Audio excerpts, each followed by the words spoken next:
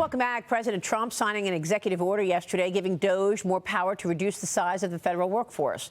The order requires federal agencies to cooperate with DOGE, directing them to restrict hiring only to essential positions and determine which components or full agencies can be eliminated. DOGE lead Elon Musk joined Trump in the Oval Office yesterday to defend his cost-cutting plans. Watch. It's not optional for us to reduce the federal expenses. It's essential. It's essential for America to remain solvent as a country. Your tax dollars need to be spent wisely on the things that matter to the people. I mean, these things, like, it's just common sense. It's not draconian or radical. I think it's really just saying, let's look at each of these expenditures and say, is this actually in the best interest of the people? We actually are trying to be as transparent as possible. All of our actions are fully public. We're finding tremendous fraud and tremendous abuse. If I need a vote of Congress to find fraud and abuse, it's fine with me. I think we'll get the vote. Congress's new DOGE subcommittee will have its first hearing today. House Democrats are preparing for fireworks after going after Musk all last week. Watch this. We will not shut up. We will stand up. Yes. We will speak up. Yes. We will rise up. What's dangerous is that people who work for USAID are wearing masks to protect themselves from Musk. This is a dictatorship in the making. Elon Musk has not been elected to anything. We're not going to have apartheid in America anymore. And who the hell does Musk think he is? He has absolutely no right in shutting down USAID. We cannot allow that. We've got to take to the streets. Joining me now is California Congressman Khanna. Congressman, it's good to see you this morning. Thanks very much for being here. Your reaction to what you just heard? Well, it's pretty simple. Look, the president who actually was able to cut the federal workforce was Bill Clinton. He cut 351,000 federal employees. The workforce grew by 2% under Donald Trump's first term. And the way he did it is he came to Congress with Al Gore. Congress passed the Restructuring Act, and that's how we cooperated to reduce the unnecessary bureaucracy. And all my colleagues are saying is you have to work with Congress to make lasting and constitutional change. Well, I mean, did it work? Since Bill Clinton was in office, $1.5 million was given last year for advancing DEI in Serbia's workplace, provided $2 million grant to fund sex changes in Guatemala, $7.9 million to a project that would teach Sri Lankan journalists to avoid binary gendered language. We've gone through this list all morning long. Do you agree with these things that USAID was paying out to? Of course, there are projects that I disagree with, and I acknowledge that there is wasteful spending. But 2 points, Maria. If you really want to go after the waste of the federal budget, and you know the numbers, you don't start with an agency that is 0.1%. You start with the federal defense budget, which is 56%. You start with Medicare Advantage fraud, which is a huge part of the budget. You start with I think that's where he's the going pharmaceutical next. Companies. President Trump said he's going to the Education Department and military next. And, you know, there's a piece in the Journal today, Congressman, and the question is there a constitutional crisis? The editorial board writes this. Trump's actions are aggressive, but they are not an executive coup. They write, the real crisis would come if Mr. Trump defies a Supreme Court ruling. If that happens, and it could, the left may wish it hadn't squandered its credibility by crying wolf so often about crises that didn't exist in Trump's executive actions. So, Congressman, I want to get your thoughts on this, because we see your colleagues saying we're going to fight until the end, we're going to fight in the streets. I mean, why not just admit, wow, a lot of money has gone to some questionable places, and try to get on the same page so that America can get united?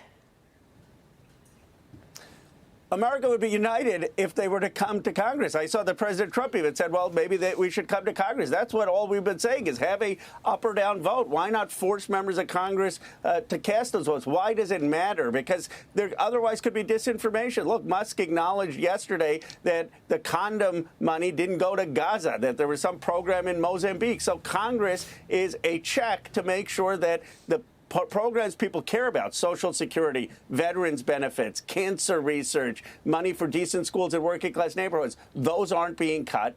And that if there are wasteful programs, which I acknowledge there are, those should be cut. But I don't understand what the problem is. Why are they trying to make these decisions unilaterally? And by the way, it's not just listening to the Supreme Court. In this country, we listen to any federal judge. I mean, that's a law and order. Do you think any citizen should say, well, I'm not going to listen until the Supreme Court rules? And I'm confident the Supreme Court is going to rule that some of this is unconstitutional. Well, no, I totally understand, and I agree. Congress's role is critical. But, you know, as far as I can tell, every congressman or congresswoman I ask about all of these crazy ideas to send money, they had no idea it was happening. So how is that possible? You're an elected official. You have no idea that all this the sex change operation money was going to Guatemala. You know, and then if you want to talk about the Supreme Court, I mean, you know, the Supreme Court told Joe Biden that it was unconstitutional to forgive student loan debt. What did that do? He blew it off. And he complied. He complied. I don't think he complied. He kept forgiving student loan debt. No, he complied 100% with the Supreme Court's decision. He tried to find other ways to make it constitutional, but he complied with that decision. But the point is, Maria, I initially had said that I want to work with DOGE. I got criticism from my own party when I said that, because I expected what Musk would do is go through different federal agencies, go through the Pentagon, look at where the waste was. Of course, 435 members of Congress can't do the entire oversight, and it was important to look for wasteful spending, but you can't then make a unilateral decision, especially when you had real fear in this country when the portal on Medicaid funding was closed for a few hours. Now, I acknowledge that has been resumed, but that really spooked people. Yeah. And when you have issues like cancer funding research being on the table. And so I actually think it would be in Musk's advantage to come to Congress for two reasons. One, it would be lasting change beyond one president. And two, he would get the buy-in of the American public and put to rest some of the fear out there. Yeah, I mean, I think what you just said is really important. And you said you complied, and then you caught the ire of some of your colleagues. I mean, why is everything such a fight? Right? I mean, why did you comply? You complied because you saw something as a practical solution, and you're a moderate thinker, and you said, well, this does make sense. Let me comply.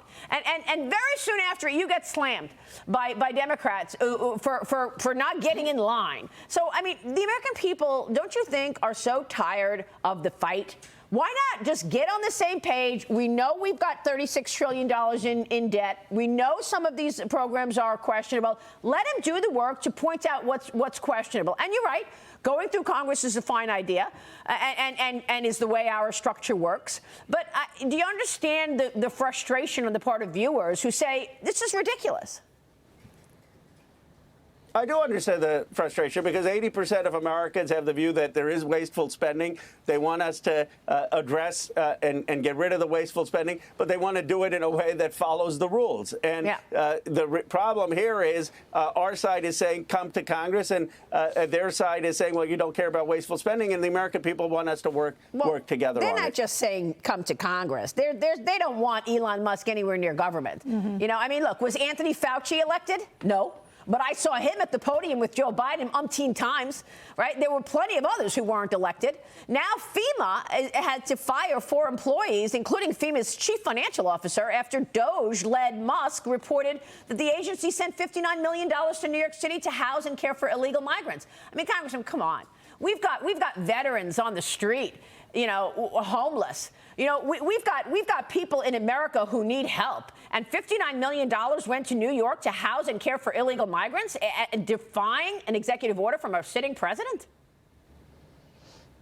Well, look, this is why we need to come to Congress, because I read some of the reporting, and we need to know what the facts are. My understanding is that some of that money didn't go to luxury hotels, though they're saying that it did. My understanding is some of that went just to make sure that New York citizens could be safe. But what we need to know, this is why I think Musk and others should come to Congress. How are they going to be safe when we've got dangerous gangs running around? And then you've got China I don't know what's worse, is surveillance from communist China on American citizens or surveillance from this government. Virginia is now banning state employees from using Chinese AI model DeepSeek on state-issued devices and state-run networks. Congressman, I want to get your thoughts on this. I know that you have a deep knowledge of Silicon Valley, and you're speaking with lots of people there. What is the thinking on DeepSeek? Did China steal this? Is that how they got ahead of America? I do think there needs to be an investigation because there is a lot of belief that China tried to get the model of ChatGPT either from ChatGPT or Microsoft by putting in prompts, and that helped them develop DeepSeek. But the real thing that the United States needs is we need compute power to stay ahead, and we need to make sure that we continue to invest in innovation, and that should be bipartisan so we win the AI race. Congressman, we know that you're focused on the important issues that matter to the American citizens. We appreciate you, and we're watching your work, sir. Thank you.